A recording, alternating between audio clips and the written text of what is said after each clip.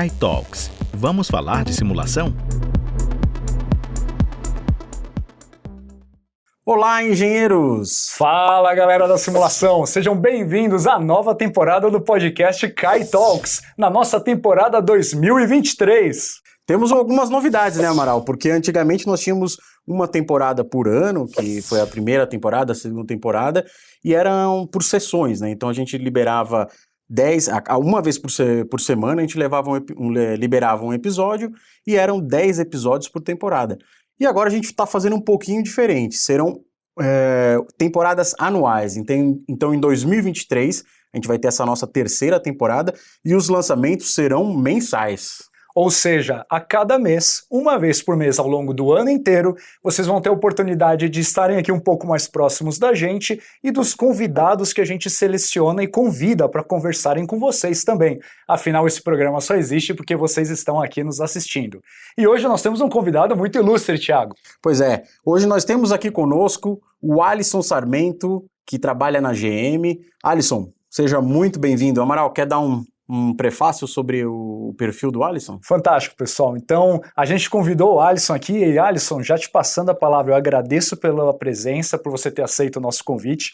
O Alisson, ele trabalha na GM, ele é gerente de equipes, então ele tem esse papel de liderança e ele trabalha numa forma muito próxima com tudo que a gente conversa aqui na E3S, que é a tecnologia de simulação, apesar de você próprio não ser um profissional, mão na massa de simulação. Vai ser muito interessante esse bate-papo. Eu gostaria de te passar a palavra e te dar o espaço para você se apresentar. Bacana. Estou muito contente de estar aqui. Obrigado, Amaral. Obrigado, Thiago, pela oportunidade. Vai ser bem bacana a gente trocar experiências, falar um pouquinho desse meu início nessa área nova de simulação, que é muito fascinante. É um mundo de muita tecnologia, de muito aprendizado. E quero também passar um pouco para vocês do meu dia a dia, o que eu venho executando, um pouco de visão de mercado. Vamos falar um pouquinho também de carreira. Espero que seja interessante para vocês e para o nosso público. Fantástico. Vamos aproveitar essa deixa já, então. Começa a conversar um pouquinho conosco de como começou a sua carreira. Como é que você foi parar na engenharia? Como que você migrou para o setor automotivo? Conta o início dessa jornada para gente. Legal. Bom, eu sou natural de São Bernardo e o pessoal do ABC, quem tem pai e mãe que trabalham na indústria, era praticamente obrigatório fazer o Senai. E eu fui nessa levada, fiz o Senai e com 14 anos eu já estava dentro de uma indústria, né? Comecei bem cedo. E dentro da indústria eu trabalhei em diversas áreas, comecei na parte de produção, montando para-choque de veículo, e depois eu fui para a área mais técnica, ferramentaria, mecânica de manutenção, e fui parar nessa área de CAD, né? A princípio de projetos. Na época eu fazia faculdade à noite, na Mauá, e tive essa oportunidade de ingressar nessa parte de desenvolvimento de projetos de veículos. E me apaixonei por essa área e estou até hoje trabalhando com isso, né? Então, um pouquinho, de uma forma bem resumida, um pouquinho da minha história. Estou há 26 anos já nesse ramo e há uns 4 anos eu fui convidado para dar uma aula na Mauá, onde eu me formei como engenheiro mecânico. E foi bem interessante também a experiência, essa troca da indústria com a academia, para mim faz muito bem. E como é que é essa sua função de professor lá dentro da Mauá? Qual que é a disciplina? Como é que é essa sua experiência lá dentro? Eu dou uma disciplina que é de projetos mecânicos, então eu passo muito para os alunos a teoria e a prática, de uma forma bem integrada.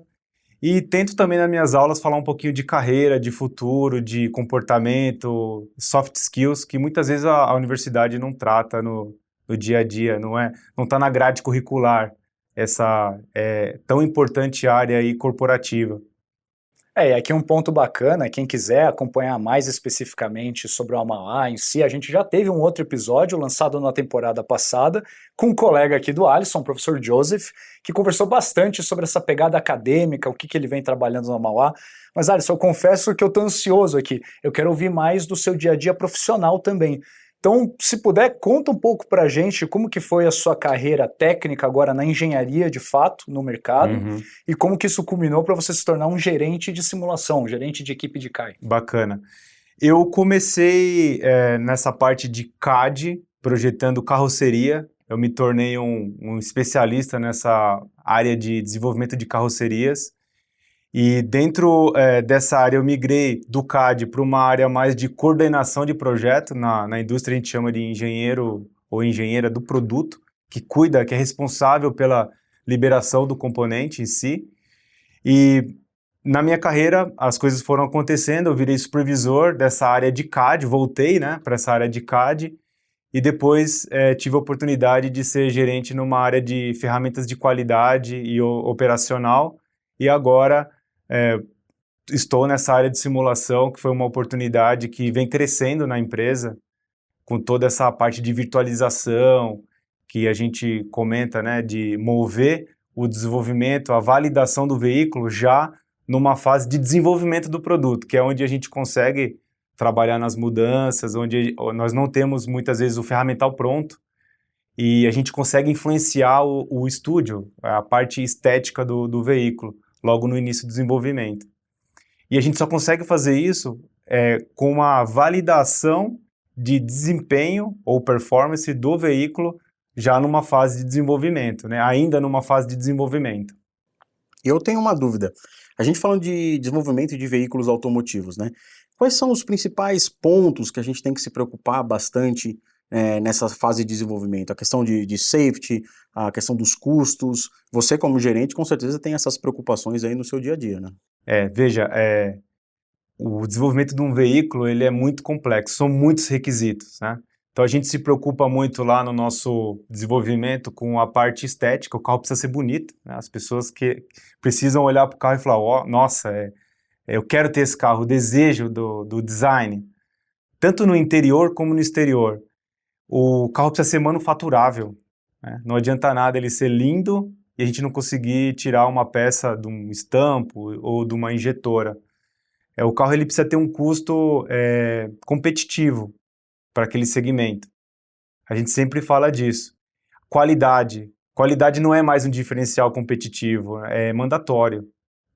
O carro tem que ter qualidade. Durabilidade. A qualidade inicial e a qualidade de durabilidade do veículo ao longo do tempo. Além de todos os requisitos legais, você citou alguns, como segurança, super importante. A própria montadora tem os requisitos internos, que muitas vezes supersedem, né, ou são maiores do que o do mercado onde o veículo é vendido. E tem também outros requisitos como não ter ruído, a questão da economia de combustível, que é super importante. A gente trabalha muito a parte de reciclabilidade dos materiais, que é algo ambientalmente correto que as empresas estão buscando sempre. E outros requisitos tão importantes como a montagem do veículo. Eu comentei com vocês que eu comecei a minha carreira montando para-choque. Isso é super importante e precisa ser definido no início do desenvolvimento do projeto. A altura de montagem, o esforço de montagem, tudo isso a gente consegue trabalhar na simulação, ainda numa fase de desenvolvimento. Então são muitos requisitos, né? É muita coisa. Tem requisitos de performance, requisitos de montagem, requisitos de negócio que precisam combinar e se conversar para sair um carro lá no final da linha. E pensando nesse processo que você está comentando, a gente bateu um papo antes de rolar essa conversa aqui com vocês, pessoal. A gente acabou falando muito sobre eletrificação, veículo autônomo, tendências que tenho certeza que vocês estão acompanhando, e a gente está com oportunidade aqui com o cara que está vivendo isso no dia a dia. Então o que você pode contar para a gente sobre como está na escala macroscópica essas pautas e como o Brasil está posicionado, o que está rolando aí no dia a dia? Bom, a GM ela é entusiasta dos carros elétricos, né? A gente tem na mídia vários comentários e anúncios, né, de que nós vamos liderar esse segmento, é público, né? E nós temos um portfólio já preparado para a nossa região. O carro elétrico, ele veio para ficar. O carro elétrico, ele é um carro muito mais eficiente em termos de energia, é um carro que consome energia limpa, nós temos uma matriz energética limpa, o Brasil tem essa condição, nós temos todas as condições para conseguir emplacar o carro elétrico aqui no nosso mercado e conforme a demanda vai aparecendo, o custo do carro vai diminuindo e as pessoas vão tendo mais acesso, né? A gente vê aqui em São Paulo, nós temos aplicativos que mapeiam postos que já possuem recarga de veículo elétrico, né? O próprio modelo de negócio do posto passa a ser um modelo onde o cliente vai abastecer ali o seu carro, recarregar a bateria do seu carro e ter um momento de conveniência maior, de consumo. Então, os postos estão se preparando para essa mudança de chave. Então, a resposta mais curta é a gente está se preparando bastante para esse momento da eletrificação. Nós temos produtos para isso, inclusive homologados aqui no nosso país, e a gente quer liderar esse segmento, né? É algo que realmente veio para ficar. O carro ele é melhor. Quem já teve a oportunidade, vocês já dirigiram carro elétrico? Ainda não. Não, eu só andei como passageiro, só. Poxa, o carro elétrico, ele primeiro não tem ruído, né? Você até, quando está dentro do carro, muitas vezes se questiona, pô, será que ele está ligado mesmo, né? E aí você olha no painel, o carro realmente está ligado. É um carro que tem uma aceleração absurda, de boa, né? Arrancada, muito potente. É um carro que regenera energia. Se você pegar um carro e descer a serra, é capaz de você, no final da serra, ter uma bateria com uma carga maior, porque ela regenera a energia da frenagem, né? Vai para a bateria. Então tem muitas vantagens, e é por isso que a gente aposta tanto nesse tipo de método de propulsão, tecnologia. E qual você diria que seria assim, o principal desafio para a gente popularizar essa eletrificação dos automóveis? Quais são as questões técnicas e talvez sociais que poderiam enfrentar aí para trazer essa tecnologia, para popularizar essa tecnologia, né? Eu acredito que hoje um ponto importante seria a disponibilidade de pontos de recarga no domicílio, né? Então a GM, por exemplo, tem buscado muito isso, né? Tem empresas que já oferecem a recarga domiciliar, que você compra e instala na sua casa. Tem estudos que dizem que, na média, uma pessoa ela roda 40, 50 km por dia com um veículo, né? A bateria de um carro elétrico tem uma autonomia de 450, 500 km, então daria tranquilamente para a pessoa ali fazer o seu trajeto do dia a dia, tranquilamente, e fazer a recarga no seu domicílio, sem precisar parar em posto, né, em posto de recarga. E eu acredito que com a popularização dessas recargas domiciliares, fica muito mais viável, até porque é muito mais barato. Quando você faz a conta de real por quilômetro rodado, é muito mais barato a eletricidade do que o combustível fóssil que a gente vem consumindo. Então vale muito a pena. Acho que esse é um ponto importante que a gente está conseguindo popularizar e é só vocês olharem as novas construções, né, os novos prédios que estão surgindo, né? O que eles falam na propaganda lá? Vaga para carro elétrico. Muitos deles estão com essa demanda dos clientes e oferecendo essa condição para os novos compradores, né? É um diferencial. Até aqui na E3S tem 2 vagas aqui no prédio que a E3S se localiza, né? Tem 2 vagas para recarregar o carro elétrico. Então, se a gente comprar o nosso carro elétrico aí, já tem onde recarregar enquanto a gente trabalha, né? E tem um ponto interessante nesses aspectos que você está trazendo, porque a gente trabalha com engenharia, você está dentro dessa indústria. Então, você está respirando a questão de eletrificação e a gente acompanha o mercado como um todo. Não é só o automotivo que está olhando para a eletrificação, o aeroespacial também. A gente está vendo muita coisa de mineração. E o que é interessante, quando a gente sai dessa bolha que a gente vive de pesquisa e desenvolvimento e a gente vai para a sociedade, eu não sei vocês, mas eu já passei pela experiência de perguntar para a população como um todo e muita gente fala, não, eletrificação, não, o elétrico não vai pegar no Brasil, a gente tem o etanol, já é uma fonte aqui que funciona super bem na nossa realidade tudo.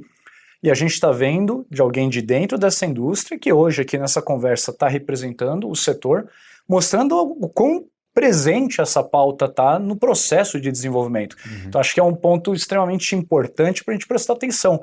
O Brasil tem uma cadeia renovável fantástica, nós somos país de destaque em relação a isso, fantástico. Nossa tecnologia de etanol é fantástica e vai continuar presente, só que o carro elétrico está vindo. Sim, para ficar. E eu até já postei nas minhas redes sociais que um dia todos nós teremos um carro elétrico. Uns vão ser early adopters, né, vão consumir antes, outros depois, mas no futuro, bem breve, eu acredito que todos nós teremos um carro elétrico.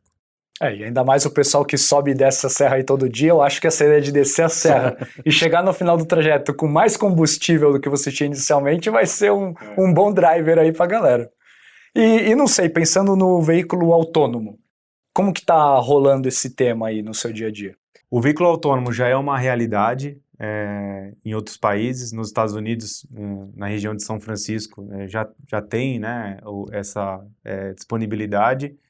Tem vários vídeos que a gente pode acessar de pessoas fazendo teste, pessoas comuns, né, como nós aqui, fazendo teste, chamando o carro pelo aplicativo. Então você está num local ali, você chama o carro, ele para, destrava a porta, você entra e ele te leva para um outro lugar, para o lugar requerido. E já existe, né? Ele tem um sistema de redundância, de sensorização, né? É um sistema que também mapeia, digitaliza as rodovias, as ruas. Tem vários sensores infravermelho, de presença, que se conversam para que tenha um carro seguro, para que não haja uma colisão, um atropelamento. É uma realidade hoje, o carro autônomo já existe, né? Como toda nova tecnologia, existe um ramp-up de consumo e certamente empresas que dependem, né, que vendem esse tipo de serviço de transporte estão olhando para isso e vão consumir esse produto, principalmente para fazer entregas logísticas, né? Como a gente tem empresas, né, que entregam os produtos na nossa casa, essas empresas vão olhar para o carro autônomo como algo, talvez um diferencial competitivo do seu negócio, né? A tecnologia já existe, está aí, já está rodando e tem países que já utilizam os carros autônomos. E falando dessas tecnologias novas, carros autônomos, veículos elétricos, pensando no veículo elétrico, existe algum tipo de incentivo por parte de governo, seja no Brasil ou em algum outro lugar do mundo, para que essa eletrificação aconteça de forma mais rápida? Existem países que dão incentivos, sim, tanto fiscais como, por exemplo, você consegue pegar uma placa do veículo mais rapidamente ou sem custo, né? E existem conversas, sim, com o governo em todos os países para tornar o carro mais acessível. Isso existe com certeza. Cada país tem uma política, cada país tem algum interesse, né, em vários tipos de energia, mas essa conversa ela é sempre constante, a gente vê muita movimentação nesse sentido. E pensando no processo de desenvolvimento, o carro, como eu estudei, como o Thiago estudou, como você estudou, 1 trilhão de componentes. Não sei se você tem uma métrica de cabeça de quantas peças tem num carro, mas o carro elétrico, do ponto de vista conceitual, me parece muito mais simples.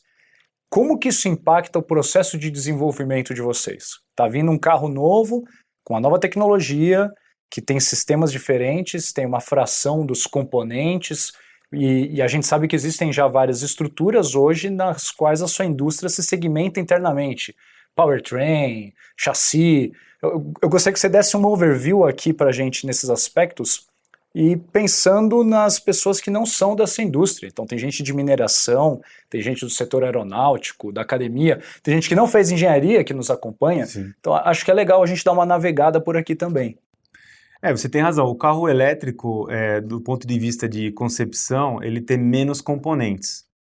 E ele é mais simples, do ponto de vista de modularização, né? Então, o assoalho do veículo, ele é praticamente, um conceito tradicional, ele é praticamente composto por baterias. E dependendo do tamanho do carro, você coloca mais ou menos packs de baterias, né? E aí, a partir disso, desse módulo, você constrói o carro. E aí, do ponto de vista de quantidade de componentes, com um número reduzido. Então, existe sim uma tendência, existem estudos que dizem que no futuro próximo, por essa simplificação do ponto de vista de quantidade de componentes, o carro elétrico ele vai passar a ser mais viável economicamente. Ora, se você tem um carro que a energia é mais barata, está disponível na sua casa para ligar numa tomada e vai ser mais barato, não há dúvida de que num futuro breve as pessoas vão, obviamente, optar por um carro elétrico. E com uma boa arrancada, silencioso. Exatamente. Que descendo a serra Se carrega a bateria. autoabastece. Sustentável, né? Sustentável. Essa é uma pauta interessante, que a gente estava conversando mais cedo, que existe essa questão da sustentabilidade. Muita gente, não, o elétrico não é tão mais sustentável assim, porque você vai queimar carvão, você vai queimar combustível para fabricar a bateria. Você trouxe um insight muito bacana que eu acho legal a gente discutir aqui também. Como que a gente pode fazer uma correlação prática aqui, pé no chão, nessa mesa não de bar, mas de sala de reunião, temos aqui vários carros a etanol liberando gases por conta da queima, e a gente tem uma central que está abastecendo a energia elétrica de um país não tão renovável quanto o Brasil. Quais são insights que a gente pode ter olhando para esses dois cenários diferentes? Legal, esse é um bom debate, Amaral, que o pessoal tem colocado muito em pauta, né? Vamos dividir entre matriz energética limpa, que é o caso do Brasil, majoritariamente limpa, e uma matriz energética não tão limpa como em outros países, que a gente vê Europa e Estados Unidos, né? Onde carvão ou petróleo para a geração da energia elétrica. No caso do Brasil, não tem muita dúvida, né? A geração de energia já é limpa, você transfere essa energia para um carro que tem uma ótima eficiência, muito maior que o ciclo Otto ou ciclo diesel, e o carro ele não emite CO2 nas grandes cidades onde tem a maior concentração. Agora, e numa região onde a geração de energia não é limpa? Também tem um benefício, porque vamos pensar que num grande centro você tem milhares de fontes de poluição, que é cada escapamento de cada carro. Como você trata esse resíduo da queima de forma individual é muito difícil, né? Precisa de políticas muito contundentes, precisa de uma fiscalização muito forte, e mesmo assim o próprio conceito de queima ele vai gerar resíduo, CO2. Quando você transfere essa queima para uma usina que muitas vezes ou sempre é fora da cidade, né, tradicionalmente, existe tecnologias para você limpar esse resíduo ou mitigar essa poluição na geração. Obviamente, toda energia, quando transformada, há uma perda de eficiência, normal. Porém, quando essa energia chega no veículo, chega no carro, nas grandes cidades, ela chega limpa. E o carro movimentado por energia elétrica não vai poluir nos grandes centros. Então tem um benefício de saúde muito grande para a população que mora em grandes centros. Essa é a filosofia da coisa. E você sim consegue tratar, como eu comentei, esse resíduo ali na matriz energética para os países ou regiões onde não há a energia limpa como é o nosso caso aqui no Brasil. Temos esse privilégio, né? E pensando do ponto de vista logístico da coisa, o que é mais fácil? Você controlar o índice de eficiência e de resíduos que está sendo eliminado por cada veículo da frota dentro de uma grande cidade, de uma grande capital, ou fiscalizar uma grande usina que está sendo responsável por abastecer uma região inteira? A gente consegue responder essa sua pergunta vendo o índice de poluição numa cidade como São Paulo, né? Comparado com outras cidades, como na Alemanha, por exemplo, onde você tem essa fonte de energia não limpa, né? Só que eles conseguem ter esse controle. Então, com certeza, o nível de poluição aqui dentro da cidade de São Paulo, a gente percebe que milhões de carros, a gente consegue perceber que é bem alto, né? Vale lembrar que um tempo atrás a gente fazia vistoria anual no veículo, né? E era bem complexo, tinha que ir lá todo ano, fazer lá a coleta da geração de gases.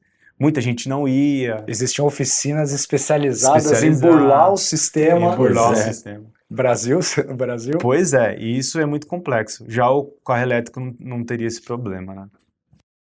E dando uma pivotada aqui, vamos começar a entrar um pouco mais no seu dia a dia, Alisson. Vamos sair da discussão macro, vamos entrar aqui mais pé no chão. Tem um aspecto que eu acho fantástico da sua história, que é você não é um engenheiro de simulação e você lidera uma equipe de simulação. Cara, comenta um pouco isso com a gente, porque eu acho que é uma pauta que vai ser bem curiosa para o nosso público aqui. Legal. Bom, bem interessante essa pergunta. É recente, faz um ano praticamente que eu estou nessa área.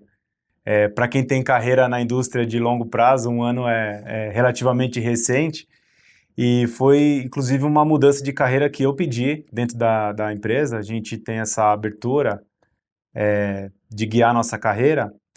E eu trabalhava numa área de gestão de projetos, onde você tem ali uma equipe de engenheiros do produto que liberam os componentes, são responsáveis pelo desempenho e pela durabilidade e execução do projeto. E migrei para essa área de CAI, que é uma área bem técnica, bem analítica, onde você tem que ter um background de engenharia muito forte.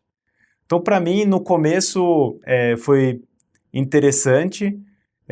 Eu tenho um pouco dessa parte de fundamento de engenharia, eu gosto dessa parte, é o que me brilha os olhos. E descobri que a minha equipe também tem esse hard skill muito forte de fundamentos de engenharia, conceitos que nós aprendemos na faculdade. A gente usa no nosso dia a dia, discussões que vão ali num detalhe técnico muito profundo. E apesar de ter sido uma mudança grande do ponto de vista de escopo de trabalho, mas eu acredito que eu consegui me adaptar bem e me encaixar junto com a equipe nova. E uma pergunta, se a gente comparar o processo de desenvolvimento de produtos de engenharia, de veículos, de 50 anos atrás para atualmente, as metodologias, as ferramentas que nós temos disponíveis é uma diferença assim absurda, é gritante. E aí eu pergunto, e claro que a gente sabe, né, você é um gerente da parte de CAI, como é que a simulação computacional se encaixa nesse processo atual do desenvolvimento de automóveis? Legal, Thiago. Aqui eu vou entrar num conceito que é a validação virtual. No passado, nós tínhamos talvez 10 anos para desenvolver um produto, né? Eu cheguei a ver projetistas de prancheta mesmo, desenhando o carro em escala 1:1. E o tempo de desenvolvimento era muito longo. E você tinha muita tentativa e erro no processo. Então, você desenvolvia um produto, ele não ficava legal, você fazia um outro conceito, uma outra ferramenta e até dar certo, né? Tinha muito retrabalho. Hoje em dia, o tempo de desenvolvimento ele diminuiu bem, né? Diminuiu bastante, está muito mais rápido. E hoje a gente trabalha com um conceito que é a validação virtual, onde na fase de projeto, a ferramenta de CAI, ela entra para suportar uma validação do veículo sem ele mesmo existir, na tela do computador. Essa que é a pegada. Nesse momento de desenvolvimento do produto, é onde a gente tem maior oportunidade de fazer mudanças, de propor melhorias, porque depois, muitas vezes, o produto já tem um ferramental em fase de início de construção, você já tem um design do carro já definido, fica muito mais difícil de alterar numa fase mais para o lado direito do timing do programa. E custoso também. E custoso. E menos flexível. A ferramenta de CAI, ela vem para nos possibilitar ter uma validação do produto numa fase bem preliminar do projeto. Em qualquer área, seja numa área de safety, como você comentou no início, né? Seja numa área de aerodinâmica, de fluidos, seja na área térmica, nós temos ar-condicionado, tem toda a parte térmica ali do motor a combustão, e até mesmo nas baterias, né, elas esquentam, elas geram calor, dinâmica veicular, a parte estrutural, carroceria, parte de exterior e interior, na parte também de transmissão, do veículo. Enfim, é uma quantidade de disciplinas enorme que nós temos, que a ferramenta de CAI nos auxilia, inclusive parte de chicote elétrico, iluminação e etc. Então, é uma ferramenta hoje que não tem como, na indústria automotiva, não tem como a gente viver sem, né, no desenvolvimento do produto. Ou até tem, mas duraria aí novamente os 7, 8, 9, 10 anos para desenvolver um produto. Voltaria 30, 40 anos atrás. Com certeza. Aproveitando esse gancho, deixa eu unir a minha pergunta anterior com essa do Thiago. Você é um cara que veio dessa pegada. Hoje você está no papel de liderança, mas você já foi engenheiro de aplicação, você já teve lá no dia a dia, na ferramentaria, e hoje você lidera uma equipe de CAI.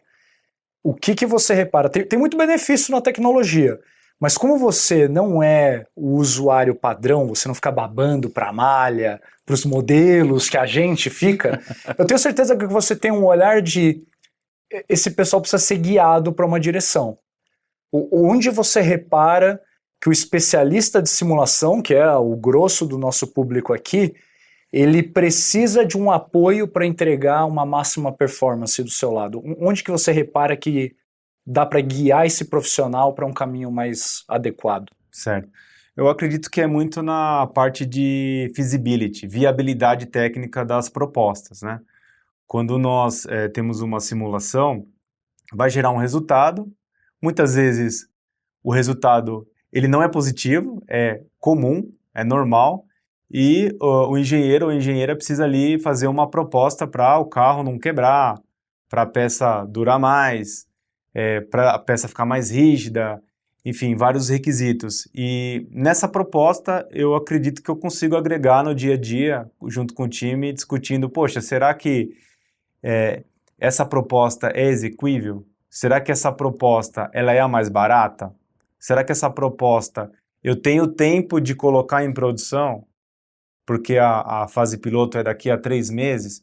Então, esse tipo de discussão, eu consigo, no dia a dia, ajudar o time extremamente técnico ali, de CAI, e adicionar valor nas discussões.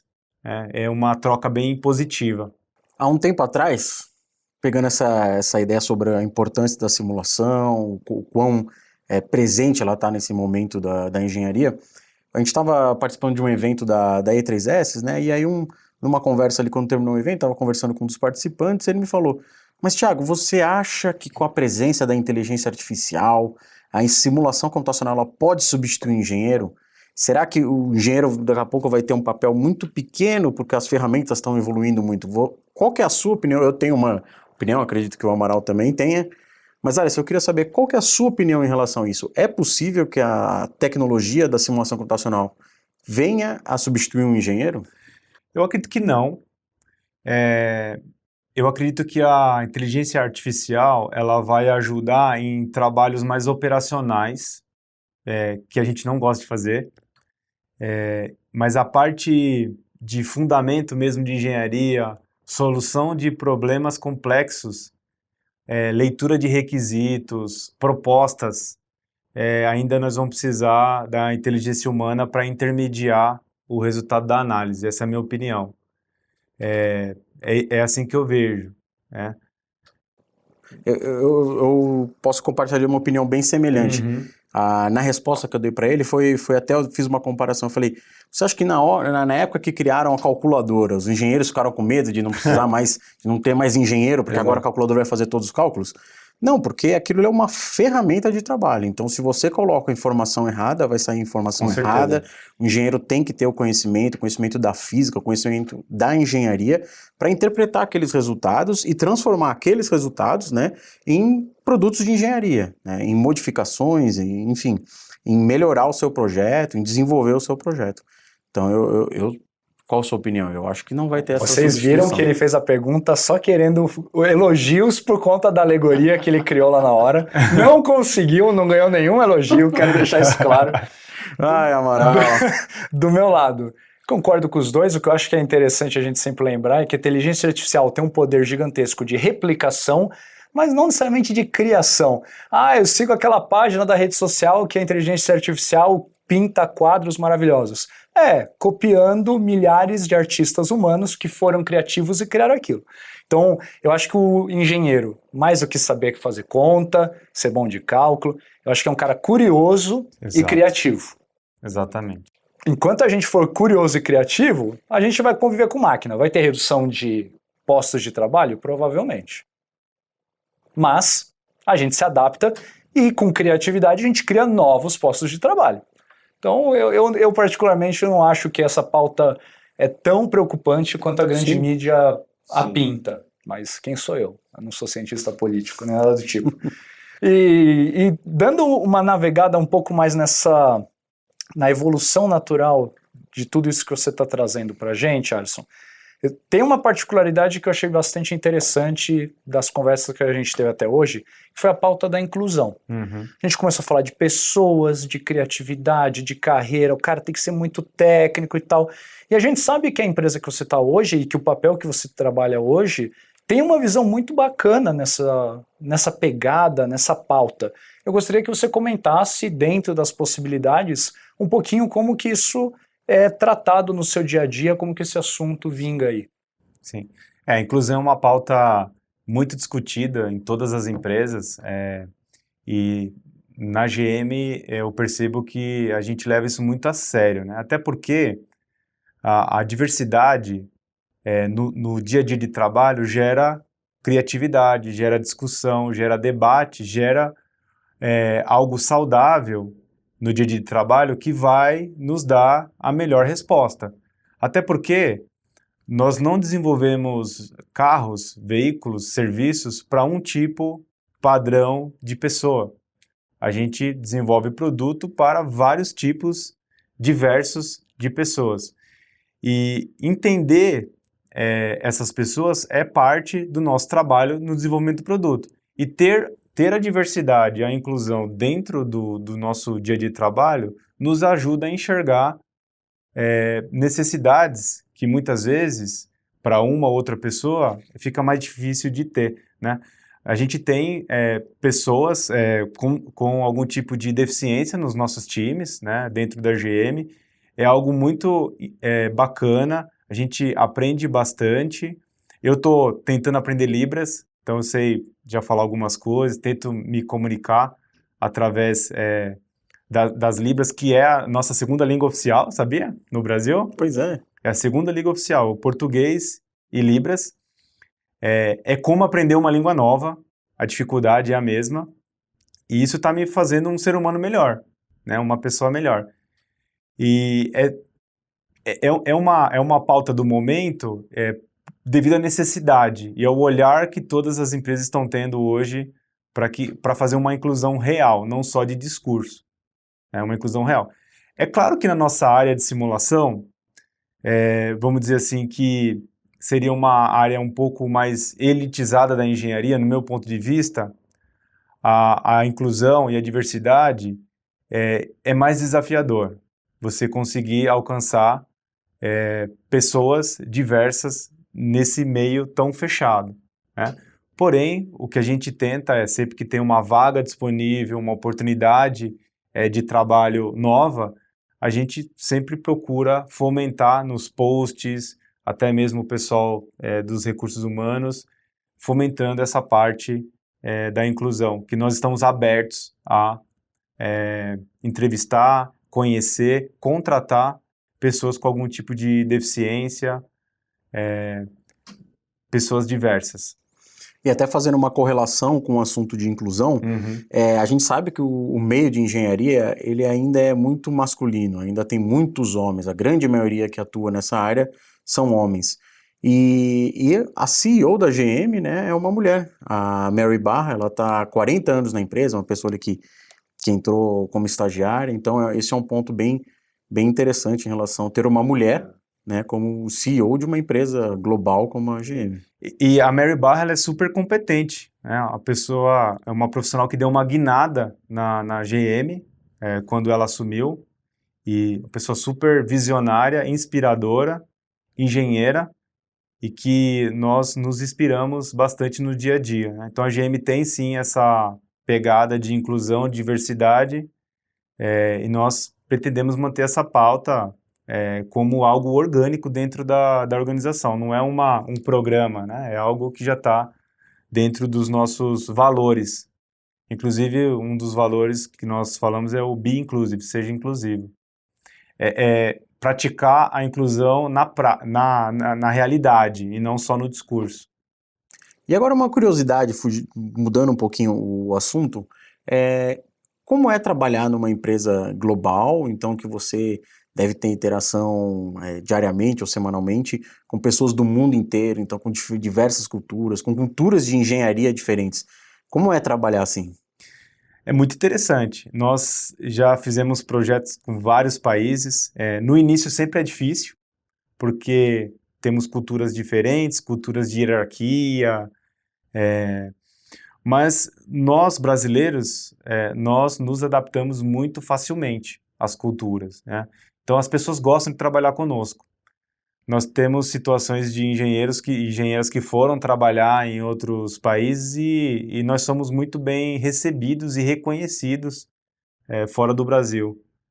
Às vezes a gente ouve a questão da síndrome do vira-lata, né? Nós somos país de terceiro mundo, nossa formação não é tão boa, mas quando a gente tem contato com o pessoal lá fora, a gente vê sim que tem muita gente boa, especializada, fora do Brasil, obviamente, e que a gente consegue discutir de uma forma bacana e a nossa flexibilidade, o nosso perfil multitask é até um diferencial quando a gente compara com outras culturas.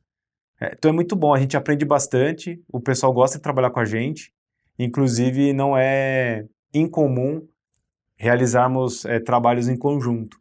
E, Alisson, agora começando o nosso processo de encerramento aqui do episódio, a gente tem um ritual aqui que a gente gosta de perguntar com base na sua experiência. Certo. Cara, você está numa indústria que é referência mundial, o setor automotivo é responsável por grandes desenvolvimentos, grandes aprimoramentos que a gente tem hoje em dia, em questões do dia a dia. Você veio de uma área técnica, passou para uma área de liderança, hoje trabalha na liderança de uma área extremamente técnica, você trouxe pautas de, não futurologia, mas tendências. Sim. Você trouxe questões importantes como inclusão. Qual que é a dica que você deixaria para o público que está nos ouvindo? Eu costumo dividir esse público entre o estudante de engenharia que está consumindo esse material para ter uma ideia do que ele vai fazer da carreira dele, e o outro público, o cara que já está no mercado e que gostou tudo de que você falou e gostaria de entender como que eu entro nessa indústria. Que sugestões, dicas você poderia dar para essas duas entidades, essas duas pessoas? Bacana. Acho que a primeira dica que eu dou é sejam curiosos, né? E nessa área de engenharia, a única coisa que a gente tem certeza é que vai ter mudança. Essa é a única certeza que a gente tem. Não dá para achar que você tem uma formação A ou B que é suficiente, um diploma é suficiente. Não. A todo momento a gente tem que buscar capacitação. A área de CAI é uma área que está em tendência de crescimento, essa é a minha visão. Por quê? O que eu comentei. Não é que a gente não quer mais ter o carro físico para testar, é que você fazendo a validação do veículo de uma forma virtual, você tem oportunidades de melhorar o produto que você não vai ter quando tiver um carro físico.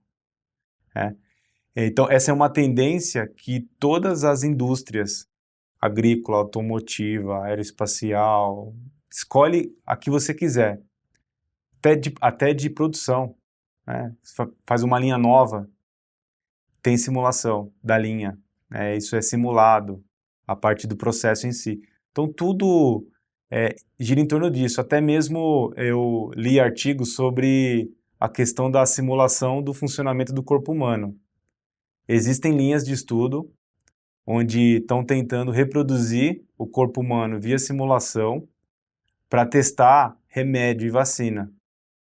Então, ao invés de você ficar fazendo testes em cobaias ou demorando tantos anos para desenvolver uma vacina, imagina se a gente pudesse ter o corpo humano modelado, um funcionamento, essa é a visão de futuro, né, porque é muito complexo, e poder testar drogas, vacinas e afins virtualmente, antes de ir para produção, que seria aplicar nos seres humanos, né? Logo, o campo ele é infinito, é uma área que eu recomendo o estudo, recomendo se aprofundar, devido à grande tendência de utilização. São vários benefícios. Esse é o recado que eu dou. O pessoal os estudantes, busquem se especializarem no inglês, né, numa segunda língua, é super importante para que você tenha mobilidade de trabalhar em empresas globais. Não é novidade, né? Na minha época de estudante, meus professores já falavam isso, né? Então hoje a turma está muito mais conectada com os jogos e até mesmo a internet. Eu acredito que não seja uma grande dificuldade, mas o que eu vejo ainda em sala de aula, alguns estudantes que não têm a fluência no inglês. Então essa é uma outra dica que eu dou para vocês. É isso. Numa visão geral, a área da simulação eu acho que ela é muito promissora, mais do que já é atualmente. Alisson, fantástico. Acho que por pouco tempo que a gente se propõe aqui a ter esse bate-papo, a gente conseguiu tratar de vários assuntos, na verdade. Muita coisa. Foi uma viagem ampla que a gente fez aqui. Então, de novo, eu quero agradecer pela sua presença, agradecer o bate-papo que você trouxe aqui, essa discussão que a gente teve. Quero agradecer ao nosso público por estar acompanhando. A gente vai marcar o Alisson. Quem quiser conhecer mais sobre ele, a gente pode postar as redes sociais, enfim. E quem quiser pode ser aluno dele na universidade, para quem quiser ter essa oportunidade. E, Thiago, se quiser partir para o nosso encerramento. Alisson, muito obrigado pela entrevista de hoje, pelo bate-papo, na verdade, né, de hoje. Para a gente é muito legal ter essa conversa com um gerente de CAE de uma empresa global, enorme, do setor automotivo, e trazer essa experiência para a gente. E o que eu acho legal também, que claro, a gente fala sempre de simulação computacional, sempre traz esse tema, mas foi um bate-papo muito mais amplo, um bate-papo de engenharia, até mesmo questões culturais, como a experiência internacional, como é que a gente faz no dia a dia, inclusão. Então, muito obrigado pelo bate-papo, pela conversa, e você é sempre muito bem-vindo aqui no nosso podcast CAE Talks. Bacana. Eu que agradeço a oportunidade, agradeço por vocês acharem meu perfil relevante, e eu sempre falo pro pessoal que tem contato comigo que nós somos sempre um pouquinho do outro, né?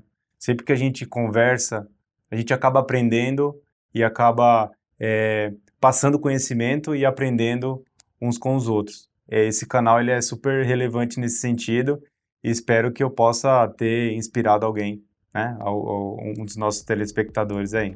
E só lembrando aqui, tá? Quer dizer, lembrando não, uma curiosidade, para quem não sabia, o Alisson também, ele é tatuador de gesso, tá? Ele é um artista que ele mostrou pra gente ali, a filhinha dele acabou quebrando o braço, ele mostrou que era da Mulher Maravilha. Pô, então quem quiser também, o contato além de engenharia, temos também o artista. Se você quiser quebrar seu braço e trazer o gesso pro Alisson, a gente pode fazer essa ponte. Eu vou cobrar uma taxa pra fazer esse... É isso aí. Obrigado, pessoal. Obrigado, valeu, Alisson. pessoal. Obrigado. Um abraço. Tchau. Obrigadão.